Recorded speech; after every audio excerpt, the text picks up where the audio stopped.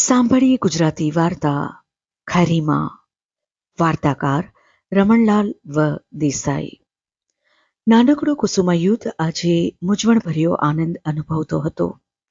ગમે એવી સારા કપડાં ધારણ કરેલી સ્મિતભરી કોઈ યુવતી ઘરમાં ફરતી હતી. કુસુમાયુદ્ધ તેના માતા પિતાને એટલો વહાલો હતો કે તેનું નામ લાંબુ પણ નવાઈ ભર્યું હતું. પરંતુ માતા એ પુત્રને લાડ લડાવવા જીવી નહીં. તેને 4 વર્ષનો મૂકી તે સ્વર્ગવાસી થઈ અને ત્યાર પછી 2 વર્ષ વીતી ગયા. છતાં તેની માતા પાછી આવી નહીં. માં ક્યાં ગઈ? એ પ્રશ્ન કુસુમાયુદ્ધના હૃદયમાં સતત રમ્યા કરતો હતો. કોઈ કહેતું, એ તો પ્રભુના ધામમાં ગઈ. કોઈ કહેતું, મામાને ઘેર ગઈ. કોઈ કહે, એ તો જાત્રા કરવા ગઈ છે. નોકર કહેતો, એ તો મરી ગઈ. પણ મને લીધા વગર એ કેમ ગઈ? કુસુમાયુદ્ધની એ આંસુભરી ફરિયાદ સૌની આંખમાં આંસુ લાવતી હતી. 1 વર્ષ સુધી એ ફરિયાદ કરી કરી થાકેલા બાળકે છેવટે પ્રશ્ન બદલ્યો, પણ માં પાછી તો આવશે જ ને? એ પ્રશ્ન સાંભળી સૌ કોઈ તેની સામે જોઈ રહેતું. ક્વચિત આંખ ઉપર લુગડું ઢાંકી દેતું અને કોઈ વખત થડકતે કંઠે જવાબ આપતું, હા હા આવશે હો, જાઓ રમો. એટલો જવાબ બાળકના અંગે અંગમાં સ્ફૂર્તિ પ્રેરતો. તે દોડતો, રમતો, હસતો. 4-5 દિવસે વળી પાછો એનો એ પ્રશ્ન પૂછાતો. છેવટે તેણે એ પ્રશ્ન પૂછવાનું પણ ઓછું કરી નાખ્યું. આસપાસના સર્વ મનુષ્યોએ કાવતરું કરી તેને તેની માંથી વિખૂટો પાડ્યો હોય એવી માન્યતા તેના હૃદયમાં જન્મી અને તે એકલો એકલો રમવા લાગ્યો. માત્ર રાત્રે ઊંઘમાં તે કોઈ વાર લવી ઉઠતો, માં માં. તેનો પિતા ઝબકીને જાગી ઉઠતો અને તેને શરીરે હાથ ફેરવતો. એકાએક તેણે સુંદર મુખવાળી કોઈ સ્ત્રી ઘરમાં જોઈ. માનું મુખ કોઈ પણ દેખાવડી યુવતીમાં જોવા તે મથતો. માના સરીખું લુગડું પહેર્યું હોય એવી સ્ત્રીને તે ધારી ધારીને જોતો. એવી કોઈ સ્ત્રી મળવા આવી હોય તેને ઘરમાં રહેવા આગ્રહ કરતો. માની નજરનો ભૂખ્યો બાળક આમ તેની સમજ પ્રમાણે માની શોધખોળ કર્યા કરતો હતો. બીજી સ્ત્રીઓ આવીને જતી રહેતી. આ સ્ત્રી તો પાછી બધાની માફક નાસી નહીં જાય? એ વિચારે તેને ગભરાવ્યો. સૌની માફક આ યુવતીએ પણ તેને પાસે બોલાવ્યો. તેણે 2-3 પેટીઓ પોતાના સુવાના ઓરડામાં ગોઠવાવી. તે ઉપરથી એને લાગ્યું તો ખરું કે આ સ્ત્રી બહુ ઝડપથી નાસી નહીં જાય. છતાં ખાતરી કરવા તેણે પૂછ્યું, તમે અહીં રહેશો કે જતા રહેશો? પેલી યુવતીને હસવો આવ્યો. તેણે સામો પ્રશ્ન કર્યો, તમને શું ગમશે? હું રહું તે કે જાઉં તે? અહીં રહો તે જ ગમે, કુસુમાયુદ્ધે જવાબ આપ્યો. તેને સમજ પડી નહીં કે આ સ્ત્રી તેને બહુવચનથી શા માટે સંબોધે છે. તે સ્ત્રીએ કુસુમાયુદ્ધને થોડા રમકડા આપ્યા, સારા કપડાં પહેરાવ્યા, માથું ઓળી આપ્યું, પોતાની સાથે જમવા બેસાડ્યો. બાળકને બહુ નવાઈ લાગી. આવી સારી સ્ત્રી કોણ હશે? કેમ આવી હશે?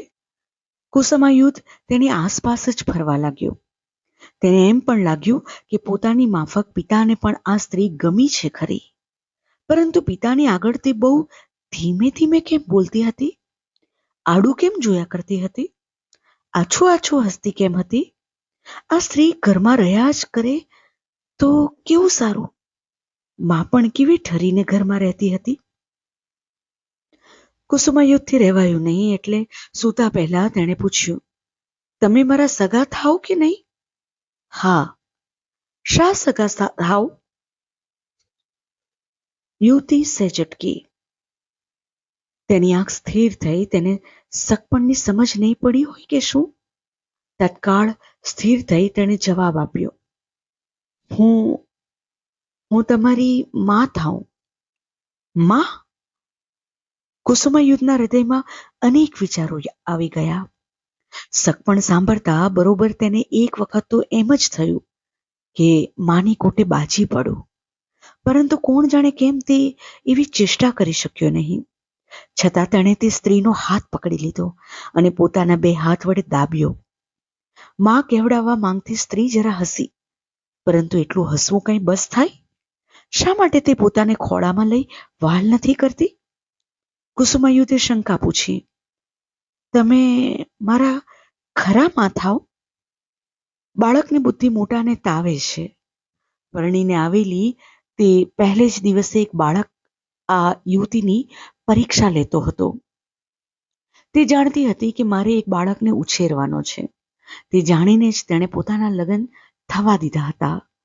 પરંતુ બાળ ઉછેર એ માને જ અતિ વિકટ થઈ પડતો પ્રશ્ન અપર માને તો ઘણો જ વિકટ થઈ પડે એવો હતો. એની તેને પૂરી ખબર નહોતી. છતાં તેણે જવાબ આપ્યો, હા ભાઈ, હું તમારી ખરી માં થાવ હો. ત્યારે તમે મને તું કહીને કેમ બોલાવતા નથી? એમ કરીશ. અને હું તમને શું કહું? બહેન કહેજો. માં કે બા જેવો શબ્દોચ્ચાર સાંભળવાની એ યુવતીની હજી તૈયારી નહોતી. પત્ની તરીકેના કઈ કઈ કોડ તેને પૂરવાના હતા. માં કે બા શબ્દનો બહુ ઘરડો પડે એમ તેને લાગ્યું. બાળક હતાશ થયો. એ તેની ખરી માં નહોતી. નિશ્વાસ નાખી તે ઊંઘી ગયો. બીજી વાર લગ્ન કરનાર પુરુષને લોકો હસે છે, મહેણા મારે છે, ક્વચિત તેનો હળવો તિરસ્કાર પણ કરે છે. મોટે ભાગે સ્ત્રીઓ અને પત્ની સુખ ભોગવતા પુરુષો આ વૃત્તિ ધારણ કરે છે. સ્ત્રીઓને એ વૃત્તિ સકારણ છે. સ્ત્રીઓને સંસાર સુખ વગર ચાલશે અને તેમણે ચલાવવું જોઈએ એવી પ્રથા પાડનાર પુરુષો સંસાર સુખ વગર ક્ષણ પણ ચલાવી ન લે તો તેઓ સ્ત્રીઓના તિરસ્કારને પાત્ર છે જ. પરંતુ પત્ની સંસાર સુખ અનુભવતા પુરુષો પણ એ તિરસ્કાર વૃત્તિ દેખાડવામાં સામેલ થાય ત્યારે તેમને કોઈ જરૂર કહી શકે કે એ હક તમારો નથી. બાળક કુસુમાયુધના પિતાએ ફરી લગ્ન કરવાનો નિશ્ચય કર્યો. પુરુષના એ હકનો તત્કાળ સ્વીકાર થયો અને તેના લગ્ન થયા. પુરુષ સમજણો હતો. તેણે પરણવા તૈયાર થયેલી યુવતીને કહી દીધું કે ગત પત્નીના પુત્રને પોતાના પુત્ર તરીકે જ તેણે ઉછેરવો પડશે. યુવતીએ તે કબૂલ કર્યું. એક પ્રકારના ઉત્સાહથી કબૂલ કર્યું અને ઘરમાં આવી માતૃભાવ ભૂખ્યા કુસુમાયુધને પોતાના જ પુત્રની માફક ઉછેરવાનો પ્રામાણિક પ્રયત્ન તેણે આદર્યો. કુસુમાયુધ, હવે ઉઠશો કે? 7 વાગી ગયા. ધીમેથી તે બાળકને ઉઠાડતી. હવે માથામાં ધૂપેલ નખાવવું જોઈએ. બાળક તેની પાસે બેસી વાળ ઓળાવતું. હવે નાહી લ્યો. કુસુમાયુધ નાહી લેતો. ભાઈ, હવે ઉઠી જાઓ. 2 કરતા વધારે રોટલી ન ખવાય. માતાની આજ્ઞા પાડી બાળક ઉઠી જતો. બહુ દોડવું નહીં હો. બાળકના પગ આજ્ઞા થતા અટકી જતા અને ચીસ પાડીને તો બોલાય જ નહીં. બાળકના અણુઅણુમાં ઉભરાતો ઉત્સાહ શમી જતો. બાળકને રીતસર ઉછેરવાની તીવ્ર વૃત્તિ અપરમામાં જાગૃત થઈ ગઈ. બાળક સુખી અને સારો થાય એ માટે તેણે ભારે મહેનત લેવા માંડી. બાળક સારો થતો ચાલ્યો, આજ્ઞાધારક થતો ચાલ્યો, પરંતુ તેને ખરેખર શંકા થવા લાગી. માં આવી હોય? આકાશમાં ઉડતું કલ્લોલતું પક્ષી એકાએક આજ્ઞાધારી વિમાન બની જાય અને જે સ્થિતિ અનુભવે તે સ્થિતિ કુસુમાયુધની થઈ. તેને કપડામાં સ્વચ્છતા આવી, તેની ગતિમાં સ્થિરતા આવી. ગૂંચવનારી પ્રશ્ન પરંપરાને બદલે ડાપણભરી શાંતિનો તેણે સૌને અનુભવ કરાવ્યો અને આખો દિવસ પગ ન વાળતો ધાંધલિયો છોકરો નિશાળે જવાની પણ હા પાડવા લાગ્યો. માત્ર તેનું શરીર સુકાતું ચાલ્યું. આ કુસુમાયુધ બિલકુલ લોહી લેતો નથી. ડોક્ટરને પૂછો ને. અપરમાને ચિંતા થઈ. પિતાને વધારે ખાતરી થઈ કે માં પોતાની ફરજ બરાબર બજાવે છે. તેણે સારા ડોક્ટરને બોલાવ્યા. ડોક્ટરે કુસુમાયુધને જોઈ મત આપ્યો. કંઈ ખાસ વિક્રિયા નથી. કોટલીવર આપો. માએ કોટલીવર કાળજીપૂર્વક પાવા માંડ્યું. બાળકને લાગ્યું કે આ ગંદી દવા પીવી એના કરતાં માંદા રહેવું એ વધારે સારું છે. છતાં માની શિખામણ અને આગ્રહ આગળ તેણે પોતાના મતને કચરી નાખ્યો. ભાઈ, આટલી દવા પી લ્યો, પછી રમવા જાઓ. માં કહેતી, બહેન, એ તો નથી ભાવતી. ના ભાવે તોય એ તો પીવી પડે. કેમ? ડોક્ટર સાહેબે કહ્યું છે. એમના કયા પ્રમાણે કરવું જોઈએ? હાસ તો, તે બધાયના કયા પ્રમાણે કરવું જોઈએ? મોટા કહે તે પ્રમાણે નાનાએ કરવું જ જોઈએ. ન કરીએ તો માંદા પડાય. હું માંદો પડ્યો છું? હા, જરાક. દવા ન પીવું તો મરી જવાય. અપરમાએ બીક બતાવી. બાળકને તે ધમકાવતી નહીં. બાળ ઉછેર વિશે તેણે ઘણું વાંચ્યું હતું, એટલે ધમકાવા કરતા વાદ વિવાદ કરી બાળકને નિરુત્તર બનાવી તેની પાસે પોતાનું કહ્યું કરાવતી. આટલી લાંબી વાત ક્વચિત જ થતી, પરંતુ થતી ત્યારે બાળકને શાસ્ત્રીય રીતે સમજાવ્યાનો તેને સંતોષ થતો. જો કે બાળકનો મત એ વિશે જુદો જ હતો. મરી જવાય તો શું ખોટું? શાંત બની કોડ લીવર પી જતા બાળકના હૃદયમાં પ્રશ્ન થતો. માં મરી ગઈ છે એમ કોઈ કહેતું હતું. તેને પોતાની માતા સંબંધી ઝાંખી ભૂલાઈ જવા આવેલી વાત યાદ આવી. હું પણ મરી જાઉં તો માને મળાય નહીં? તેને મને તર્ક કર્યો. એ તર્ક તેને પ્રમાણરૂપ લાગ્યો. કોડ લીવર અને કાળજી છતાં કુસુમાયુર ખરેખર માંદો પડ્યો. ભાઈ, તમને શું થાય છે? નિત્ય નિયમ પ્રમાણે નાઈને જમવા આવતા બાળકની માતાએ પૂછ્યું. કંઈ નહીં બેન, કુસુમાયુધે જવાબ આપ્યો. અરે, પણ તમારી આંખો તો લાલ થઈ ગઈ છે. મને ખબર નથી, અને આ શરીર ઉપર રૂંવા ઊભા થઈ ગયા છે. જરા ટાઢ વાય છે. ત્યારે તમે નાયા શું કરવા? નાહ્યા સિવાય જમાય નહીં, અને જમ્યા સિવાય તો નિશાળે કેવી રીતે જવાય? કુસુમાયુધે પોતાના જીવનને ઘડતા એક ગૃહ નિયમનું પ્રમાણ ટાંક્યું. એમ કરતા બાળક વધારે કંપી ઉઠ્યો. માતાએ જોયું કે કુસુમાયુધના દાંત કકડી ઉઠતા હતા. તેણે બૂમ પાડી, અરે બાઈ, જોને, ભાઈને તાવ તો નથી આવ્યો? નોકરબાઈએ આવી બાળકના શરીરને હાથ અડાડ્યો અને કહ્યું, બા સાહેબ, શરીર તો ધીકી ઉઠ્યું છે. આમ એકદમ શાથી થયું? હું નવડાવતી હતી ત્યારે મને શરીર જરા ઊનું લાગ્યું હતું. ત્યારે તે નવડાવ્યું શું કામ? મારા મનમાં કે અમસ્તું જ હશે. જા જા, પથારી પાથરી ભાઈને સોડાવી દે. બરાબર ઉઠાડજે, હું ડોક્ટરને બોલાવું. પણ બહેન, મારી નિશાળનું શું? નોકરબાઈના હાથમાં ઉચકાતા કુસુમાયુધે પૂછ્યું. માતાને આ બાળકની નિયમ ભક્તિ જોઈ દયા આવી. તે બોલી ઉઠી, મોય નિશાળ, આવા તાવમાં જવાય? જઈને સૂઈ જાઓ. ભાઈ, હા, હું આવું છું. નોકરબાઈ બાળકને ઉચકી લઈ ગઈ. માતા બબડી ઉઠી, ભાડુતી માણસો, એમને શી કાળજી? શરીર ઊનું હતું ત્યારે નવડાવ્યો જ શું કામ? પણ નોકરને શું? થોડી વારમાં ભાડુતી ડોક્ટર પણ આવી પહોંચ્યા. ભાડુતી બાઈના હવાલાને બદલી નાખી તે ક્ષણ પૂરતો બાળકનો હવાલો અપરમાએ લીધો. બાળકને તાવ કેમ આવ્યો, ક્યારે આવ્યો વગેરે હકીકત તેણે ડોક્ટરને કહી. સુવા મત્તા બાળકની આંખોના પોપચા ડોક્ટરે ખેંચી ઉઘાડ્યા. તેની બગલમાં થર્મોમીટર ખોસી દીધું. બાળકને તેમણે ચત્તું કર્યું, ઊંધું સુવાડ્યું અને તેની છાતી, પેટ તથા વાંસામાં તડિંગ તડિંગ આંગળા ઠોક્યા. ઉથલા ઉથલી પૂરી કરી ડોક્ટરે દવા લખી આપી અને જરૂર પડીએ ફરી બોલાવવાનું ધીરજપૂર્વક સૂચન કરી તેઓ ચાલ્યા ગયા. બાળકનો તલખાટ વધી ગયો. તેનો દેહ આમ તેમ તરફડતો હતો. માતાએ ડોક્ટરને ફરી બોલાવ્યા. પતિ પત્ની બાળકની પાસેથી ઉઠ્યા નહીં.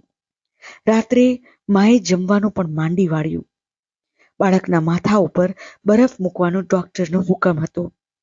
ડોક્ટર હુકમ આપતી વખતે હુકમ પાળવાની શક્યતાનો ભાગ્યે જ વિચાર કરે છે.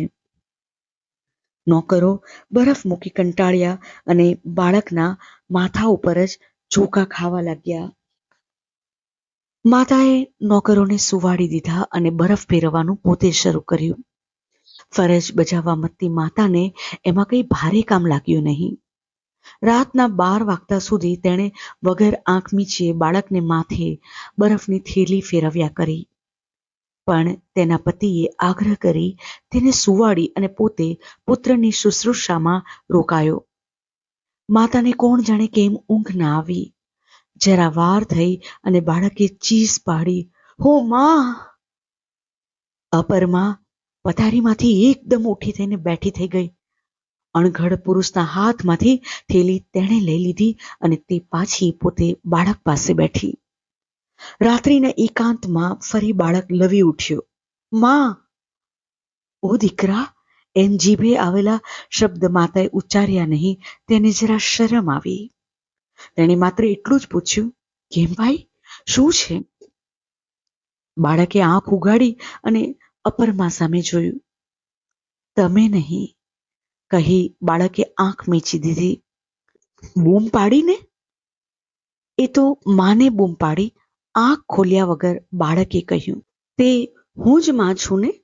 માતાએ કહ્યું. બાળકે ફરી આંખ ઉગાડી માતા તરફ તાકીને જોયું. "હા, પણ હું તો મારી ખરી માને બોલાવું છું." અપરમાનું હૃદય ધડકી ઉઠ્યું. તેના હૃદયમાં ચીરો પડ્યો. હજી આ બાળકને હું ખરી માતા સરખી નથી લાગતી. "ખરી માં મને તું કહેતી હતી, તમે નહીં." "મેં ક્યારે તને તમે કહીને બોલાવ્યો?" માતા જુઠ્ઠું બોલી. "પણ ખરી માં તો મરી ગઈ છે ને?" "તે હું પાછી આવી જોતો નથી?" "કેમ?" "હું દીકરા, તારે માટે."